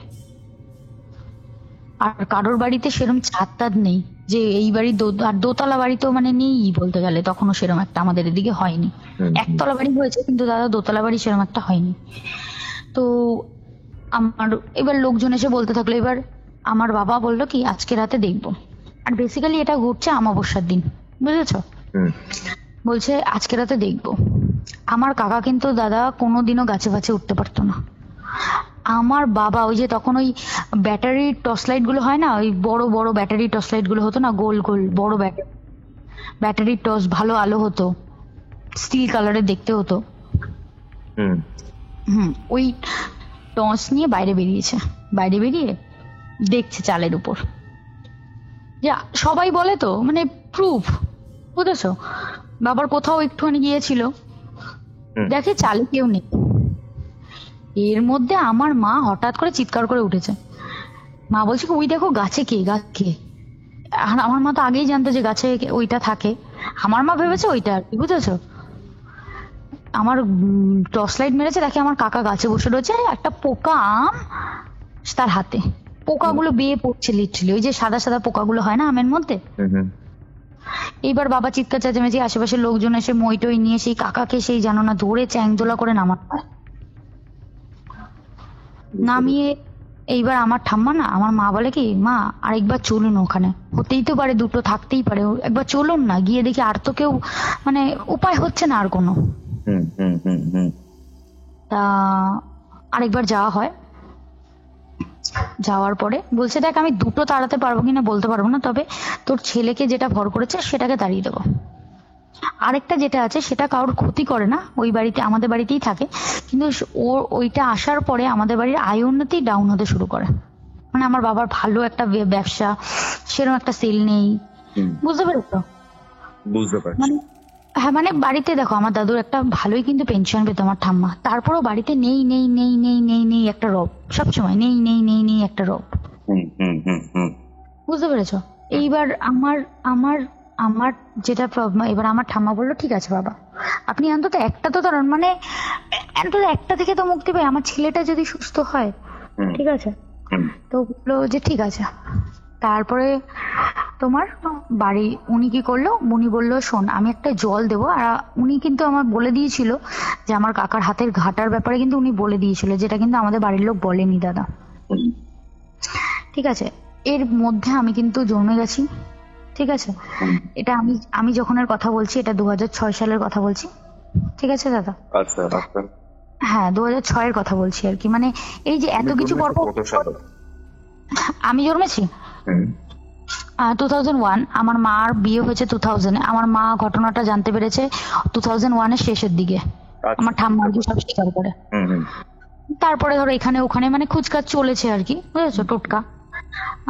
তো আমার কি হলো 2006 আমার মারা বললো যে, আমি কিন্তু তখন আমার ও এখানে মাঝে বলে রাখি দাদা, একটা কথা বলতে ভুলে গেছি একদমই, আমার কাকা কিন্তু আমার সাথে ভালো ব্যবহার করতো, বাড়ির কিন্তু কারোর সাথে কথা বলতো না দাদা, আমার সাথে কিন্তু করতো। কথা বলতো, হ্যাঁ হ্যাঁ হ্যাঁ হ্যাঁ, মানে কোথাও একটা ভালো, মানে কাকার আত্মাটা কোথাও একটা ভালো রয়ে গেছিল। হুম হুম কিন্তু দাদা আমার কাকার কাছে শনি মঙ্গলবার বার গেলেই আমার, জানো তো এখনো বলছি তোমাকে, আমার গুবজবাম দিচ্ছে তোমাকে, আমি কি বলবো দাদা, আমার কাকার কাছে গেছি একদিন, হুম আমার কাকা খুব ভাজা পোড়া খেত, আমার ঠাম্মাকে এনে দিতে হতো, বুঝেছো? এই চানাচুর টানাচুর, আমার কাকার কাছে আমি চানাচুর দিতে গেছি, তো কাকাকে চানাচুর দাও, তো আমি এটা চাই, আমার কাকা কি করে দরজা, ওই যে তোমাকে বলেছিলাম না যে দরজার ওই জায়গাটা ফাঁকা ছিল, আমি হাতটা ঢোকাতাম, কাকা ওর মধ্যে দিয়ে দিত, হাতের মধ্যে, হুম আর আমারও মজা লাগতো, ছোট মানুষ তো দাদা। এইবার আমার বাড়িতে তো সারাদিন বাবা নেই, এই কাকার সাথে আমি আমি বাইরে দরজার বাইরে বসে খেলনাবাটি খেলতাম, কাকা ঘরে, ওখান দিয়ে আমার সাথে কথা বলতো নর্মাল, কোনো খারাপ আওয়াজ বা বলবো যে ওয়ার্ড ভয়েসে কিচ্ছু না কিন্তু দাদা, হুম ঠিক আছে? আমার কাকা আমাকে ডাক দেয়, দরজা খুলে দেয়, আমি ঘরে ঢুকি, দরজা দিয়ে দেয়। হুম। আমার কাকা আমাকে কি করেছে দাদা, উল্টো করে দিয়েছে, আমার এটা পুরো মনে উল্টো করে দিয়েছে দাদা, জানো তো কিছু কিছু ঘটনা ছোটবেলার অনেক কিছুই মনে থাকে না, বাট কিছু কিছু ইনসিডেন্ট এমন ভাবে মনে থাকে, মনে থাকে। হ্যাঁ হ্যাঁ মানে মনে থাকে এটা, ঠিক আছে? মানে আমাকে উল্টো করে দিয়েছে, এবার বলছি দেখ কেমন লাগে, মানে উল্টো করে উনি পাশলি দাঁড়িয়ে আছে, আর আমি খুব একটা মোটা সোটা নই, আর বয়সটা তো বুঝতে পারছো, 4-5 বছরের একটা মেয়ে, এমন কিছু ওয়েট না আমার, আমাকে উল্টো করে আমাকে ধরে রেখে, বুঝেছো?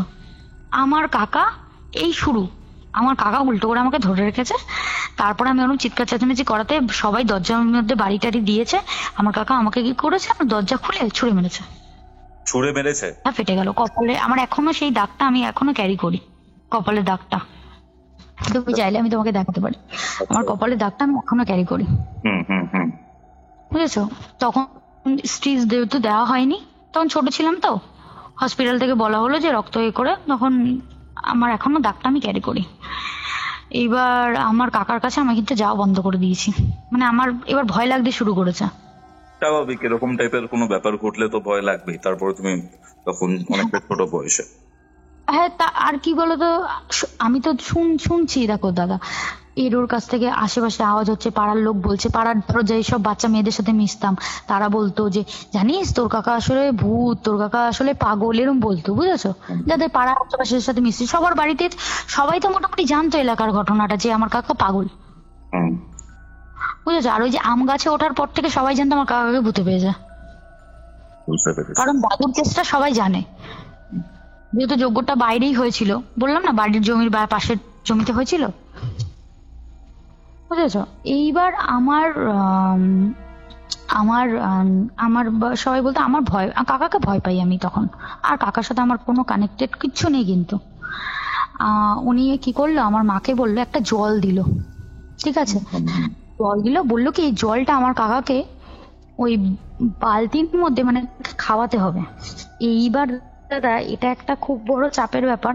আর কাকাকে কিন্তু আমরা জল দিতাম, খাবার আমরা দিতাম, কিন্তু জল কিন্তু আমরা দিতাম না। আমার কাকা ওই চাপা কল ছিল আগে, কিন্তু প্রত্যেক বাড়ি বাড়ি দাদা একটা করে চাপা কলের জল, হ্যাঁ হ্যাঁ হ্যাঁ হ্যাঁ, তো ওই ওই জল খেত, মানে আয়রন জল, ঠিক আছে, ওই জল খেতে দিয়ে রাত্রিবেলা ওই যে বেরাতো, টয়লেটে যেত, ল্যাট্রিনে যেত, মানে স্নান করতো, যাই করতো ওই সময় জল নিয়ে নিত।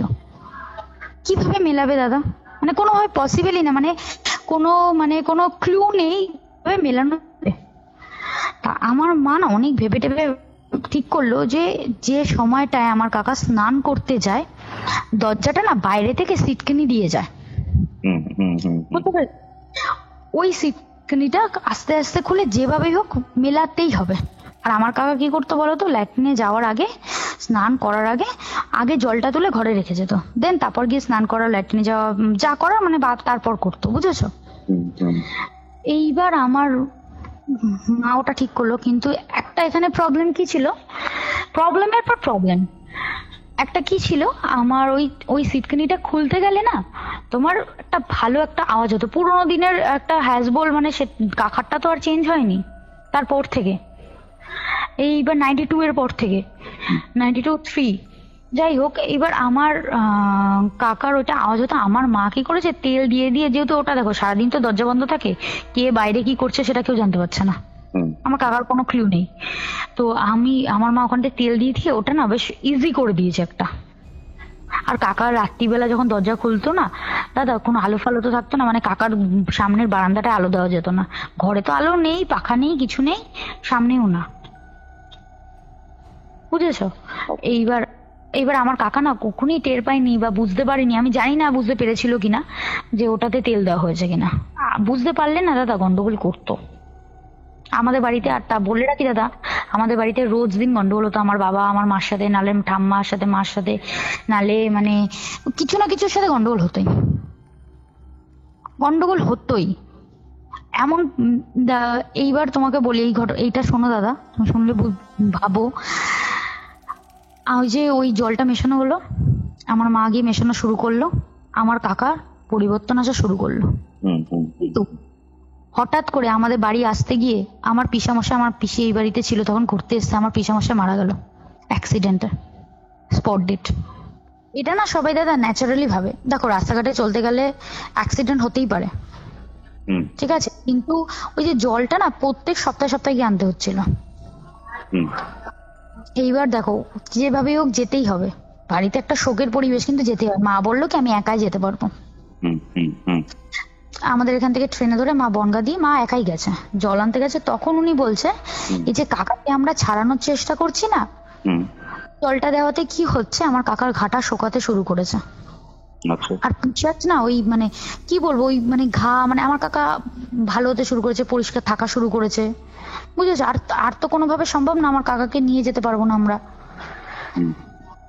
এইবার ওই পিশাচটা কি করেছে, এই ঘটনাটা ঘটিয়েছে আমার পিসামশাইকে মেরে দিয়ে, এটা ওই মেরে দিয়েছে। দুটো মৃত্যু হলো কিন্তু দাদা, আমার দাদু, আমার পিসামশাই, দুটো মৃত্যু হলো।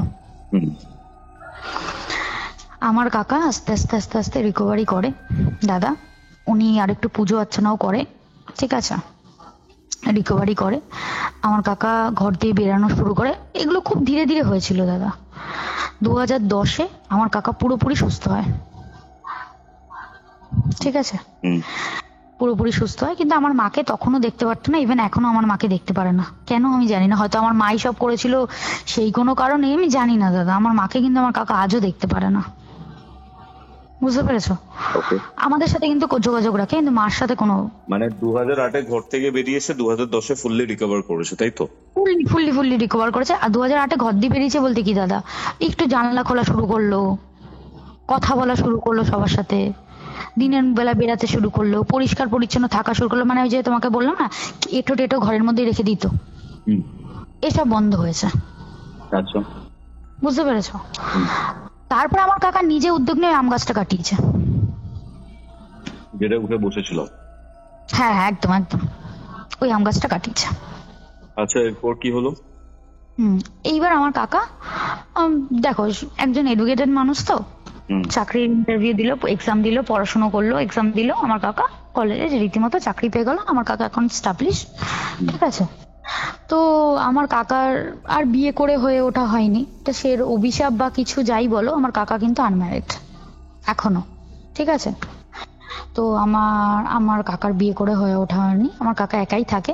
আমার কাকা এখন পুরোপুরি সুস্থ। এবার উনি আমাদের বললো কি বাড়িটা বেঁধে দিতে হবে। এটা আমি 2008-এর কথাই বলছি, ঠিক আছে দাদা। আমি ফিরে আসছি আবার ব্যাক টু 2018, কারণ উনি আমাদের বলেছিল সাথে বাড়ি বন্ধ করতে হবে, যে ওই আম গাছটা কেটে ফেলা হয়েছে তো, এইবার আমার বাড়িটা বন্ধ করে দিতে হবে যাতে সেকেন্ড টাইম আর কোনো এরকম কিছু না হয়। আচ্ছা, আর দাদা বলে রাখি, এখানে কিন্তু একটা পিশাচ তাড়ানো গেছে, একটা কিন্তু আছে। উনি কিন্তু দুটোর কথা বলেছিল আমাদের, আচ্ছা, আচ্ছা, ঠিক আছে। বাড়িটা যখন বন্ধ দেওয়া হয় না দাদা, হুম, হুম, হুম, যেদিন বাড়িটা বন্ধ দেওয়া হয়, ঠিক আছে, হুম, সেই দিন রাত্রির বেলা, দুপুর বেলা পুরোটা কমপ্লিট করা হয়, রাত্রির বেলা আমার ঠাম্মা, তোমাকে আগেই বলেছি অ্যাডভেস্টারের চাল, চালের মধ্যে সমানে ঢিল পড়ছে দাদা, মানে মানে ঢিল পড়ছে বলতে ঢিল পড়ছে, সমান ঢিল পড়ছে, একটা দুটো ঢিল আমরা উঠোনে দাঁড়ানো আমাদের গায়ে লজ্জা। মানে সে তোমাকে আমি কি বলবো, ঢিল পড়ে যাচ্ছে। এইবার শোনো, ফার্স্ট কিভাবে সবাই যে পাশের বাড়ির কেউ হয়তো শয়তানি করছে, পাশের বাড়ি কতগুলো মানে অল্প বয়সী ছেলে পেলে থাকতো, সবাই তাই ভেবেছে। আমার বাবা কি করেছে, আমার দাদা পিস্তত দাদারা তখন ছিল আমাদের বাড়িতেই থাকতো আর কি, পিসেমশাই মারা যাওয়ার পরে ওদের নিয়ে ঘরের পিছনে দেখেছে, গাছে টর্চ লাইট মেরে দেখেছে, কোথাও কেউ নেই, এবং পাড়ার লোকজন জমা হয়ে গেছে ওটা দেখার জন্য। আওয়াজটা মানে রাত 12টার পরে যদি আওয়াজ হয় দাদা, সব চুপচাপ। আমাদের এদিকে রাত 12টা মানে রাত, এটা কলকাতা শহর তো না যে রাত 12টা মানেও সন্ধ্যে 6টা। হুম, ওই আওয়াজে আশেপাশের লোকজনও এসে জড়ো হয়েছে। আমরা কিন্তু কিছু দেখিনি, হঠাৎ করে দেখছি আকাশের দিকে তাকিয়ে দাদা, আমি দেখেছি এটা, হুম, এখানে আমি দেখেছি, এই জায়গাটা নোট করো দাদা, আমি দেখেছি কিন্তু দেখছি একটা কাক আমাদের মাথার উপর দিয়ে এরকম ভাবে ঘুরছে, 3 টাইমস ঘুরেছে। এবং আমি ওটা আমার পিসিকে ডেকে দেখিয়েছি যে পিসি দেখো দেখো দেখো দেখো, একটাই কাক, ঠিক আছে। এই আমাদের বাড়িতে সব এন্ড। এইবার তো সব ঠিকঠাক, আবার ব্যবসাও ভালোভাবে চলছে। হুম, আমাদের পাশের বাড়ি একটা দিদি আছে, মানে এই ঘটনাগুলো কিন্তু তাদের সব কানেক্টিং, ঠিক আছে। মনে হচ্ছে কি একটার পর একটা স্টেপ আমাদের, মানে একটা জার্নি শেষ হচ্ছে আরেকটা জার্নি শুরু হচ্ছে। পাশের বাড়ির দিদিটা মাঝরাত হলে বাইরে বেরিয়ে যাচ্ছে, মাঝরাত হলেই বাইরে বেরিয়ে যাচ্ছে। এটা আমি একটু সংক্ষেপেই বলবো, কারণ আমি তো তার কাছ থেকে পারমিশন নিইনি দাদা ঘটনাটা বলার জন্য, এটা বলার একটা ইম্পর্টেন্স আছে, তাই আমি বলছি, শোনো বুঝতে পারবে।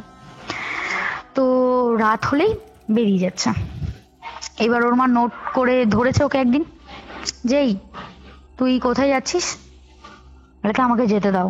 আর দিদিটা না অনেক বড় বড় চুল ছিল, খুব সুন্দর দেখতে, দারুণ দেখতে দিদিটাকে, দারুণ দেখতে, বুঝেছো? হ্যাঁ, ওর মা না লক্ষ্য করেছে আমাদের বাড়ির একটা কর্নার আছে, হুম, ওই কর্নারটায় গিয়ে ও বসে থাকে। হুম, এইবার ওকে তো মানে সে ওই দিন রাত্রিবেলা ওরা ওরা হলো তোমার 4 ভাই বোন, হুম, ঠিক আছে। এইবার ও সবাই মিলে গিয়ে ওকে ওখান থেকে নিয়ে আসে, সে টেনে আনতে পারে না, আমাদের বাড়ির লোকও জেগে গেছে, ঠিক আছে দাদা। তখন আমিও তখন আমার 7 বছর বয়স হবে, 7-8 বছর বয়স। হুম, ওখান থেকে তোমার দিদিটাকে নিয়ে এসছে, এবার ওঝা ডেকেছে। জানো তো দাদা, এখন আমাদের এখানে কিন্তু পজিশন হলেই ওঝাটা ডাকা হয়, হুম, ঠিক আছে। ওঝা এসছে, ওঝা এসে বিভিন্ন ক্রিয়াকর্ম এসব করেছে। আমার ঠাকুমা গেছে দেখতে, হুম, ওই দিদিটা বলছে আমার ঠাকুমার নাম ননি, ঠিক আছে। আমার ঠাম্মা ভীষণ পরিষ্কার, তাই ওই ঠাম্মাকে ননি নাম দেওয়া হয়েছিল, হ্যাঁ ননি প্রভা আর কি। তো আমার ঠাম্মাকে বলছে এই তুই এখান থেকে যা, তুই এখান থেকে যা, তোকে মেরে ফেলবো, তোকে মেরে ফেলবো, এরকম বলছে। তখন ওই ইয়েটা বলছে এই তুই কে রে, ঠিক আছে, এবং এগুলো আমরা দেখেছি কিন্তু দাদা, মানে অনেকে ভূতে ধরা বিশ্বাস করে না, কিন্তু আমরা দেখেছি দাদা, বিশ্বাস করি 100%। তো বলছে এই তুই কে রে, ওই ওই তান্ত্রিকটা বলছে আর কি, যে কে এনেছে, বলছে আমি যেই তোর শুনে কি ঝগড়া করছে দাদা রীতিমতো। মানে উনি বলছে যে আমি জানতে চেয়েছি বলবি, এবার কিছু একটা ওর গায়ে ছুঁড়ে মেরেছে বা সামথিং, কিছু একটা কি একটা যেন ছুঁড়ে মেরেছে, আমি জানি না কি সামথিং ছুঁড়ে মেরেছে।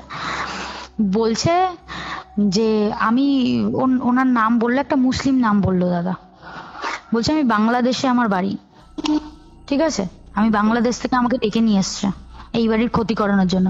বলছে কোন বাড়ি, যে বাড়ির মেয়েকে ধরেছিস? বলছে না, ওকে তো আমার পছন্দ হয়ে গেছিল তাই ধরে, আমার কাকাকে তো ওই মহিলাটা ধরেছিল, বুঝেছো, দুটো ছিল বললো না, বলছে ওকে তো আমার পছন্দ হয়ে গেছিল, ও দুপুরবেলা চুল ছেড়ে যাচ্ছিল কেন, তাই আমি ওকে ধরেছি। বলছে তোকে এই বাড়ির ক্ষতি করতে কে ডেকেছে? আমার ঠাম্মা আর কি ওনাকে ইনসিস্ট করলো যে দেখুন আমি আপনাকে কিছু পয়সা করে দেবো, আপনি একটু জিজ্ঞাসা করুন না যে কে করেছে, যদি বলে, বুঝেছো। এইবার বলছে যে দাদা শোনো, আমার দাদুর নিজের ভাই, কোট অ্যান্ড কোট আমার দাদুর নিজের ভাই এবং তার ওয়াইফ মিলে এই কাজটা করছে। বংশ নির্বংশ হয়ে গেলে কিন্তু দাদা, তোমার আমি বলছি, মানে পুরো গুবজাম দিচ্ছে, আমার বংশ নির্বংশ হলে কিন্তু ওদেরও হবে, হিসাব তো আমরা একই বংশ দাদা। মানে মানুষ নিজের মানুষ হয়ে যদি ক্ষতি করতে পারে তাহলে সে কত দূর যেতে পারে, তাহলে তুমি ভাবো দাদা। এটা শুনে আমার ঠাম্মা ওখানে বসে পড়েছে, কারণ আমার ঠাম্মা তখনও পর্যন্ত, আমার ওই দাদুর ভাই মারা গেছে তো তাদের ফাইন্যান্সিয়াল কন্ডিশন একদমই খারাপ ছিল, আমার ঠাম্মা তখনও পর্যন্ত তাদের হেল্প করতো, কারণ আমরা তো কিছু জানতাম না দাদা, তো তাদের হেল্প করতো। তো কি হয়েছে, এবার আমার ঠাম্মা ওই ওঝাটাকেই ধরে যে আমাদের বাড়িটা পুরো মুক্তি করার কোনো ব্যবস্থা করা যাবে। তা উনি বললো কি যে ছাড়াতে পারি, কিন্তু আমি এই ধরনের কোনো ক্রিয়া করি না। তুমি যদি, আমি এটাকে ঘুরিয়ে ওই পাঠিয়ে দিতে পারি, মানে ওই যে কাঁধে যেটা ছিল ওনার বাড়ি পাঠিয়ে দিতে পারি। তা আমার ঠাম্মা বলছে না, আমরা কারোর ক্ষতি করতে চাই না, ওরা করেছে এটা ওদের নীতি, আমরা করব না, বুঝেছো। এইবার যাই হোক, দিদিটা সুস্থ হলো, ওটাকে অন্য জায়গায় চালান দিয়ে দিয়েছে দাদা। জানো ওই দিদিটা একটা মাটির কলসি দাঁতে করে নিয়ে ফেলে দিয়েছে, আমি দেখেছি কিন্তু দাদাটা, ভরা মাটির কলসি কিন্তু জল ভরা, দাঁতে করে নেওয়া কিন্তু সম্ভব না দাদা, একদমই নয়, একটা সুস্থ মানুষ কোনোভাবে নিতে পারে। তো তোমার এইবার আমাদের বাড়িতেও দেখো দুটো ছিল, দুটোরই সুরাহা হয়ে গেল। এইবার আমি না দাদা রোগা, কিন্তু একেবারে যে খুব রোগা একদম, মানে বাতাসের গায়ে হাওয়া লাগে যেটা লোকে বলে, এরকম না কিন্তু দাদা, ঠিক আছে, ছিলাম না এরকম। আমি না দাদা অসুস্থ হতে শুরু করি। কেমন অসুস্থ, ফিট পড়তে, হ্যাঁ মানে ফিট পড়তে শুরু করি, ফিট পড়ে না, মানে হঠাৎ করে মির্গি ব্যারাম বলে না লোকে, মির্গি ব্যারাম, আপনি হঠাৎ করে ফিট পড়তে শুরু করি দাদা। সবাই বললো মির্গি রোগ হয়েছে, দাঁত টাত লেগে যেত দাদা আমার, বুঝেছো, সবাই বললো মির্গি রোগ হয়েছে। এইবার আমাদের যেহেতু একটা পূর্ব অভিজ্ঞতা ছিল, মা ডাক্তারের পাশাপাশি ওঝাবুদ্ধি করা শুরু করলো। বনগার প্রথম আমরা গেছি, বনগার ওইখানে মা আগে খোঁজ নিতে গেছে, তা শোনা গেল যে উনি আর এখানে থাকে না আর কি, উনি কোথায় থাকে ঠিকানা বলেনি আর কি। ওইখানে যাওয়া হলো, যাই হোক ওখান দিয়ে কিছু হলো না। আমার মা এবার নর্মাল যে মনসা বাড়ি ভরে পড়ে তোমাকে আমি বলেছিলাম, ওখানে যাওয়া শুরু করলো, বুঝেছো দাদা। তা ওখান থেকে না আমাকে জল এনে খাওয়াতো, করতো। আমি না দাদা কোনোভাবে ঠিক হচ্ছিলাম না, আর আস্তে আস্তে আমি শুকিয়ে যাচ্ছিলাম। আমাদের বাড়িতে কিন্তু তখন আর কিছু ছিল না দাদা, আমি শুকিয়ে যাচ্ছিলাম, মানে আমি খাচ্ছি রাহুর মতো কিন্তু আমার পাঁজর গোনা যাচ্ছে, এরকম রোগা হয়ে গেছিলাম আমি। সেই সময় আমার একটা ফটো আছে জানো না, আমি নিজে দেখেও নিজেকে চিনতে পারি না, এত রোগা হয়ে গেছিলাম। তারপরে আমার ভাই হয়েছে 2008-এ, আমার ভাই হয়েছে কিন্তু দাদা, ঠিক আছে। 2008-এ আমার ভাই হয়েছে। আমার বাবা না বেসিক্যালি শুধু ব্যবসাটাই সামলাতো, আমার মাকে বাইরে সব কাজ করতে হতো দাদা। জানো তো তখন ইলেকট্রিক বিল এত অনলাইন, তখন তো অনলাইন ছিলই না দাদা, সবকিছু কিন্তু ম্যানুয়াল করতে হতো। তো আমার মা সবকিছু জল আনা থেকে শুরু মানে করে তোমার টাকার পরে তোমার উপর এফেক্টটা আসছে কোনো একটা ভাবে। এরপর কি বলছে কি দাদা, বাড়িতে তো ঢুকতে পারছে না। ওই যে কাকটা পড়া কিন্তু আমি দেখেছিলাম, বুঝেছো? আর যখন ওই ভূতটা ছেড়ে গেছিল তখন কিন্তু আমি আর কি সামনে ছিলাম আর কি, মানে আমি দেখেছিলাম ঘটনাটা। আর আমার রাশি যে তুলা রাশি, অনেকে বলে, সবাই বলে যে তুলা, বলে থাকে তুলা রাশি হলে, আমার কিন্তু তুলা রাশি নয় দাদা, আমার কিন্তু তুলা রাশি নয়। আমাকে দৃষ্টি, ওই যে দৃষ্টি দেওয়া বলে না, দৃষ্টি দিচ্ছিল। কদিন পর থেকে আমি যখন ঘুম থেকে উঠতাম পিঠের মধ্যে জ্বালা করতো, সেই একদম সরু সরু সরু সরু পিঠে আঁচড়ের দাগ। এই যে আজকে আমি কথাটা বলছি না দাদা, আমি গ্যারান্টি দিয়ে বললাম কালকে আমি ঘুম থেকে উঠে আমার শরীরে কোথাও না কোথাও আঁচড়ের দাগ পাবো। তা তোমার সাথে যে অ্যাক্টিভিটি গুলো হচ্ছিল সেটার কারণটা কি তুমি বুঝতে পেরেছো? হ্যাঁ বুঝতে পেরেছি দাদা, বুঝতে পেরেছি বলতে শোনো, এবার বলছি। আমার ভাইকে আমার মা আমার কাছে, যেটা বলছিলাম আর কি, আমরা সরে গেলাম। আমার ভাইকে আমার মা আমার কাছে রেখে যেত বিভিন্ন কাজে টাজে গেলে। তো আমি কি করতাম, রাত্রিবেলা করতাম কিন্তু দাদা, দিনের বেলা নয়। আয়নার সামনে দাঁড়াতাম, আমি আমার ভাইকে মারতে যেতাম। একদিন মা এসে দেখে কি আমার ভাইয়ের গলায় দাগ, বলছে তুই করেছিস? আমি বলছি না আমি তো করিনি, আমার কিন্তু সেই সময় কোনো মেমোরি নেই। আচ্ছা। আমার সেই সময় আমার ভাই বলতো কি, আমার ভাই তখন আদো আদো কথা বলতে পারতো, যে দিদি দিদি দিদি, কে মেরেছে, দিদি দিদি। এবার সবাই বুঝতে পারতো যে আমি করেছি, আমি ছাড়া কে করবে দাদা? কেউ তো নেই ঘরে, আমি আর ভাই। আমি আর কাকা আমাদের থেকে সেপারেট, কিন্তু কাকা তো আলাদা খায়, আমার মাকে যেহেতু দেখতে পারে না। আমি আর ভাই। আমার মা কি করলো, একদিন কোথাও মানে যাওয়ার নাম করে বেরিয়েছে, কিন্তু মা যায়নি। মা কি করেছে, বাড়ির জানালা, মা আর কি জানালা আগের থেকে খুলে রেখে গেছিল, বুঝেছো?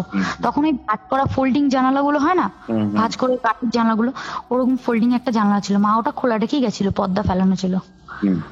মা দেখছে আমি আমার ভাইয়ের গায়ের উপর উঠে বসেছি। আচ্ছা আচ্ছা। দেখে মা তো হই হই রই রই করতে, মা আর মানে ওইটা আমি কি করব সেই পর্যন্ত আর ওয়েট করতে পারেনি মা। ভাই তো ছোট, মা তাড়াতাড়ি করে লাফিয়ে ঘরে এসে, মানে ঘরের পিছন দিকে ছিল জানলাটা, পিছন দিক দিয়ে ঘরে এসে তাড়াতাড়ি করে আমাকে নামিয়েছে। আমি কিন্তু দাদা পুরো স্বাভাবিক, আমি এখন এটা বুঝতে পারছি না যে আমি কেন ভাইয়ের গায়ের উপর উঠে বসলাম।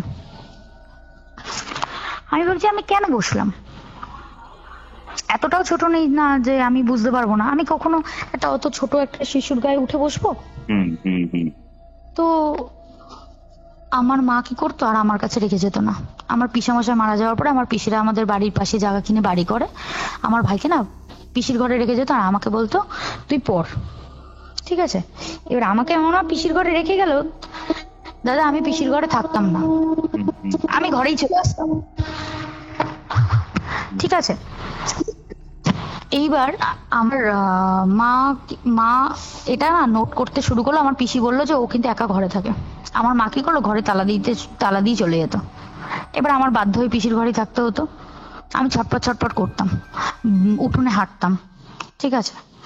আমার মা কিন্তু খোঁজ শুরু করে দিয়েছে যে কিভাবে মেয়েকে ভালো করা যায়। আমার মা কিন্তু বুঝে গেছে ততদিনে যে আমার প্রতি কিছু একটা এফেক্ট আছে, মানে পুরোপুরি আমি পজেস না হলেও আমার প্রতি এফেক্ট আছে।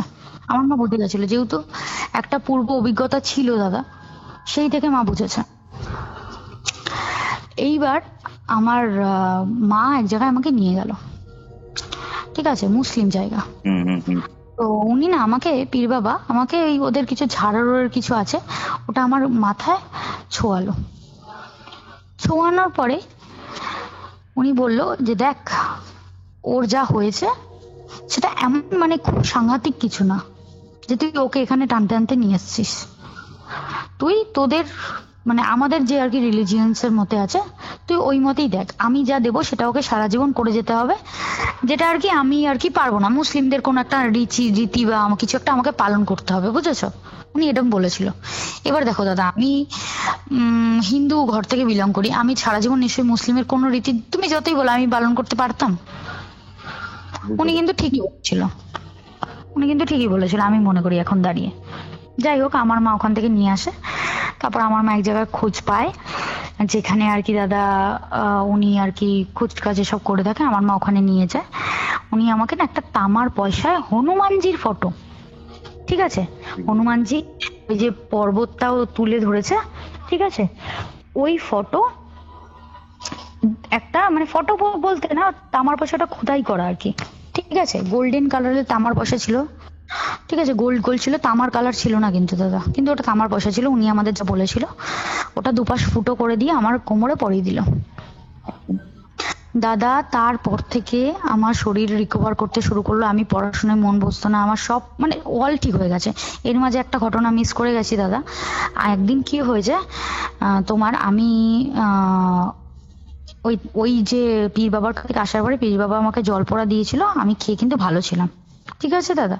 যেদিন জল পোড়াটা শেষ হলো সেদিন আমি আয়নার সামনে মাথা আঁচড়াচ্ছি, আমার এটা পুরো মনে আছে। আমি বাইরে, আমি তখন আগের সময় না, মানে ওই বাসন মা ধুয়ে টুয়ে বুট করে রাখতো জল ঝরানোর জন্য, এখন তো আমরা রেখে দিই র্যাকারে, কিন্তু তখন ওইভাবে রাখতো বুট করে জল ঝরানোর জন্য। ওই বাসন তুলে ঘরে রেখে আমি মাথায় চুল আঁচড়াচ্ছিলাম, আমি তোমার যে পিছন ঘুরেছি দেখি কি ওই গামছাটা একটা কাটা হাত, মানে আয়নায় দেখছি, পিছন ঘুরে যখন দেখছি তখন কিন্তু দাদা ওটা মানে গামছাই, ওখানে কিন্তু কোনো তোমার কোনো আমি কিচ্ছু নেই অস্বাভাবিক, কিন্তু আয়নায় এরকম। এবার আমি না ভয় পেলে না জেনারেলি জোরে জোরে ঠাকুরের নাম নিচ্ছি, কারণ আমি ততদিনে জেনে গেছি আমার প্রতি কিছু একটা দৃষ্টি আছে। আমি ঠাকুরের নাম নিচ্ছি দাদা, আমি আর আর দেবো কাউকে, আমি ঘর দিয়ে বসে ডাকছি পিসি পিসি পিসি বাঁচাও, পিসি বাঁচাও, আর হরে কৃষ্ণ বলে চিৎকার করছি। আমার পিসিরা দৌড়ে এসছে, মা মনে হয় ভাইকে নিয়ে ডাক্তার দেখাতে গেছিল বা কিছু একটা কোথাও গেছিল, বুঝেছো, মানে স্পেসিফিক্যালি মনে নেই ওটা। পিসিরা দৌড়ে এসছে, আমার মা আসলে আমি পুরো ঘটনাটা বলি, মা তখনই ভাবলো কি আর ওয়েট করা যাবে না, এবার নিয়ে যেতে হবে। তারপরে ওখানে নিয়ে যায় আমাকে, ওইরকম একটা ওই হনুমানজির ওটা দেয়। তো হনুমানজির ওটা দেওয়ার পরে না আমি না দাদা সুস্থ হয়ে যাই, পুরো পুরো সুস্থ হয়ে যাই দাদা। না আমার না ওই ফিট পড়া বন্ধ হয়ে যায়, যেটা সবাই মির্গি ব্যারাম বলে আমাকে চালাচ্ছিল, ঠিক আছে। আমার পড়াশোনা করতে ইচ্ছা করতো না দাদা, আমি কিন্তু ভালো স্টুডেন্ট ছিলাম দাদা ছোটবেলা থেকে, ঠিক আছে। আমার পড়াশোনা করতে ইচ্ছা করতো না, মানে কিচ্ছু না, আমার বাড়ির লোকেরা সবাই পড়াশোনা নিয়ে থাকতো, আর আমার তখন কি করতে বলতো, বাইরে করতে ইচ্ছা করতো, খেলতে ইচ্ছা করতো, আমার এইসব করতে ইচ্ছা করতো। এইবার ওই দৃষ্টিটা যখনই আমার উপর থেকে চলে গেল না দাদা, যারা আমাদের এই কোপটা করেছিল, বলেন না যে ভগবান থাকেই, সতের প্রদীপ আস্তে আস্তে জ্বলে দাদা, এতে বাড়ি পুরো ছন্নছাড়া হয়ে গেছে দাদা। করেছিল ওটা তোমার দাদুর আপন ভাই, তাই তো? একদম আপন ভাই, একদম আমাদেরই বংশ, আমরা একই বংশের লোক।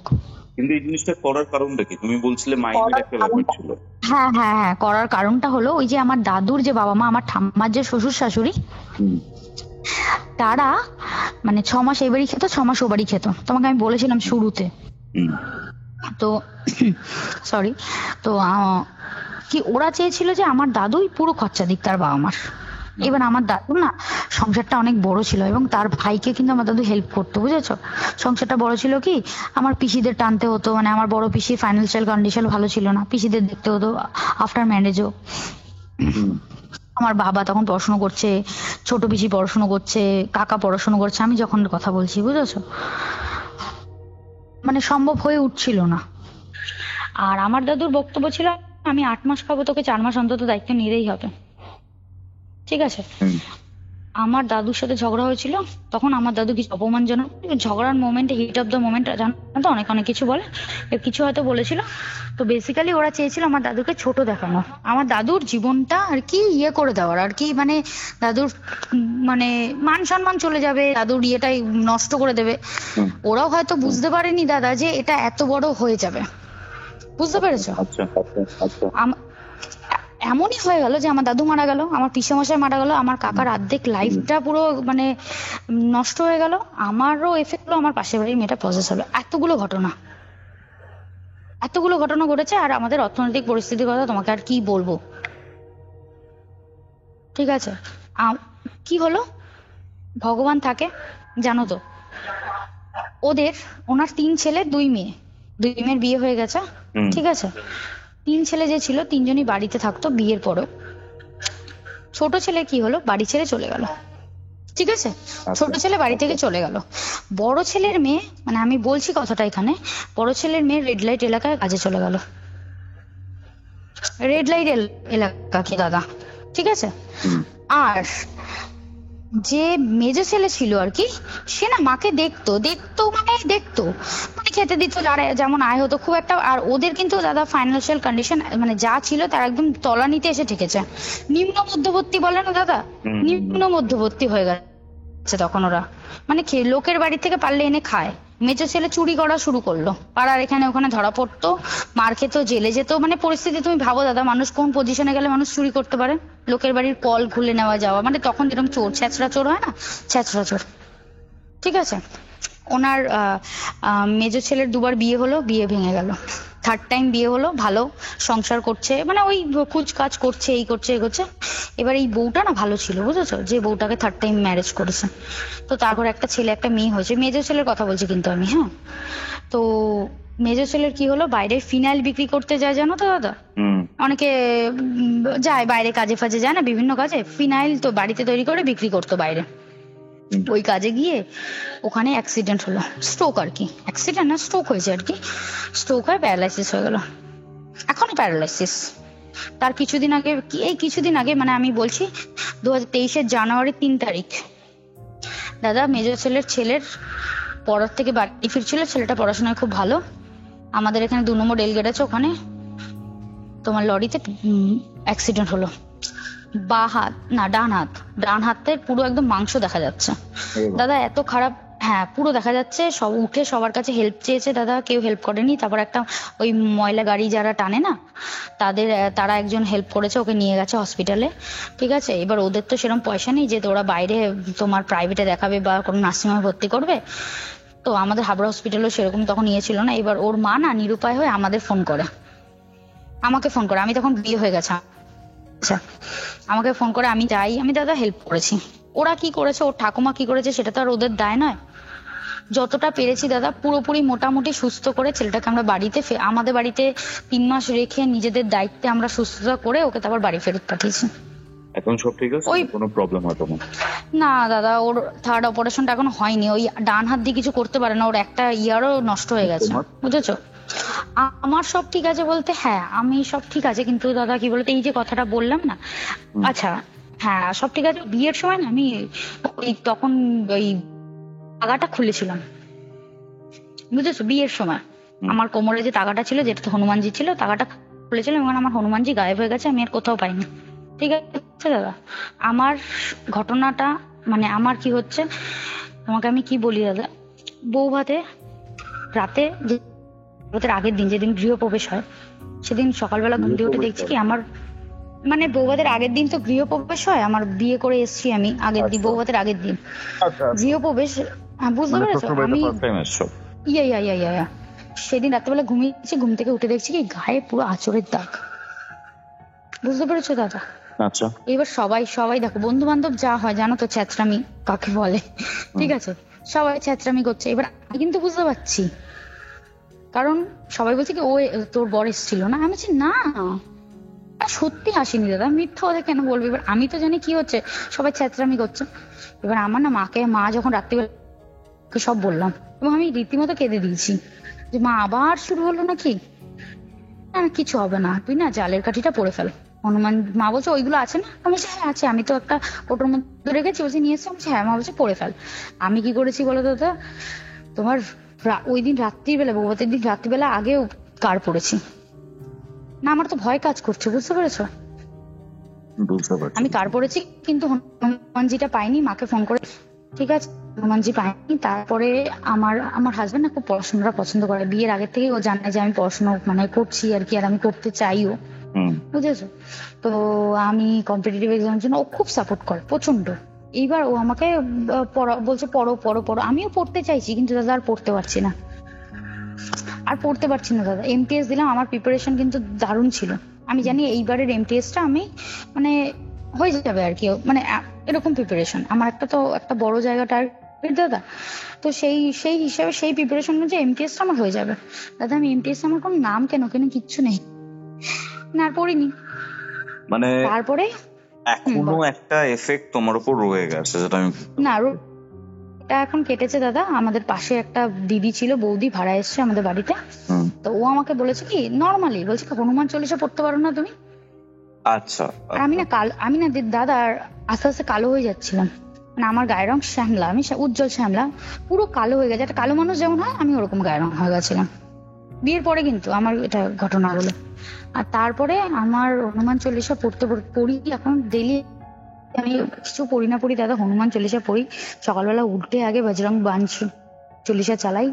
মানে আমি এখন মানে এটা হনুমান পড়ার পরে আমার আবার পড়াশোনায় মন বসছে, আবার সব ঠিক। আমার ডেইলি হয়তো মানে মঙ্গলবার করে হনুমান মন্দিরে যাওয়া হয় না, কিন্তু দাদা হনুমান চল্লিশা মিস হয় না। এটা খুব এটা যে কি একটা পাওয়ার দাদা, তোমাকে আমি কি বলবো, ভীষণ। এই যে তোমাকে আমি কি বলি, এই গল্পটা বলেছি তো, আমি এখন হনুমান চল্লিশাটা চালাবো, চালিয়ে শুনবো, দেন আমি খাবো, মানে ডিনার করবো, দেন আমি ঘুমাবো। ওকে রিয়া, তোমার ঘটনাটা শেয়ার করার জন্য ধন্যবাদ। খুব হ্যাঁ দাদা, তোমার সাথে কথা বলে খুব ভালো লাগলো। সাবধানে থাকো এইসবের থেকে, ঠিক আছে? আচ্ছা দাদা। এটাই ছিল আজকের এপিসোড। আজকের এই এপিসোডটা আপনাদের কেমন লাগলো সেটা কিন্তু কমেন্ট করে জানাতে ভুলবেন না। ভিডিওটা ভালো লাগলে অবশ্যই লাইক করে শেয়ার করে দিন, এবং কিউরিওফাইট ইউটিউব চ্যানেলে নতুন হলে সাবস্ক্রাইব করে বেল নোটিফিকেশন অন করে রাখুন। আপনার ঘটনা যদি শেয়ার করতে চান তাহলে যোগাযোগ করুন kiuriofite@gmail.com এই ইমেল আইডিতে, অথবা ইনস্টাগ্রামেও যোগাযোগ করতে পারেন। আমার প্রত্যেকটা আইডির লিঙ্ক ডেসক্রিপশন বক্সে রয়েছে। ইভেন যদি আপনার কোনো স্পিরিচুয়াল হেল্প লাগে সেটাও কিন্তু আমাকে জানাতে পারেন। তাহলে চলুন দেখা হচ্ছে পরবর্তী একটি এপিসোডে, যেটি আসছে বৃহস্পতিবার দিন দুপুর ঠিক 3টের সময়। ততক্ষণ অব্দি কিউরিওফাইটের এরকম আরও 2টি এপিসোড শুনতে আপনার মোবাইল স্ক্রিনে আসা ডান দিকের অথবা বাঁ দিকের বক্সে ক্লিক করুন।